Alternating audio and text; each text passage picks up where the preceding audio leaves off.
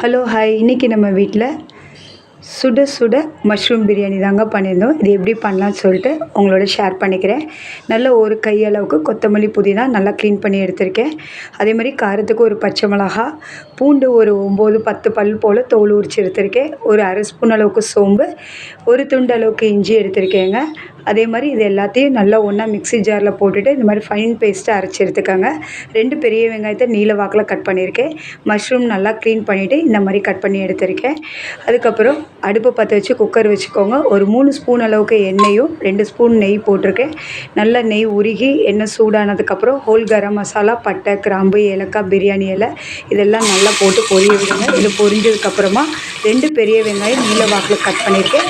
இதையும் இதோட சேர்த்து ஆட் பண்ணி நல்லா மிதமான தீயில் வச்சு இது நல்ல ஒரு கோல்டன் ப்ரௌன் வரைக்கும் இதை வதக்கிடுங்க.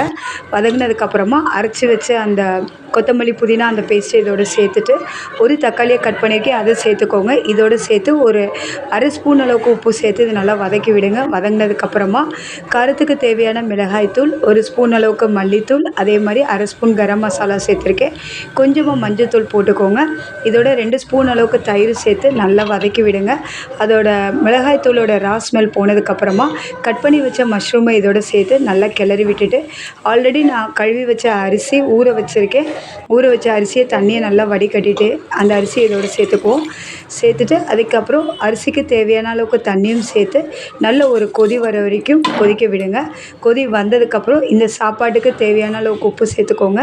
இதுக்கு முன்னாடி கொஞ்சம் உப்பு சேர்த்துடணும், அதை ஞாபகம் வச்சுட்டு இதுக்கு தேவையான அளவுக்கு எடுத்துகிட்டு உப்பு சேர்த்து நல்லா கொதி வந்ததுக்கப்புறம் குக்கர் மூடி வெயிட் போட்டு நல்லா ஒரு 4 விசில் வச்சு வேக வச்சு எடுத்திங்கன்னா கம கமன்னு மஷ்ரூம் பிரியாணி ரெடி ஆயிடும். கண்டிப்பாக ட்ரை பண்ணி பாருங்கள்.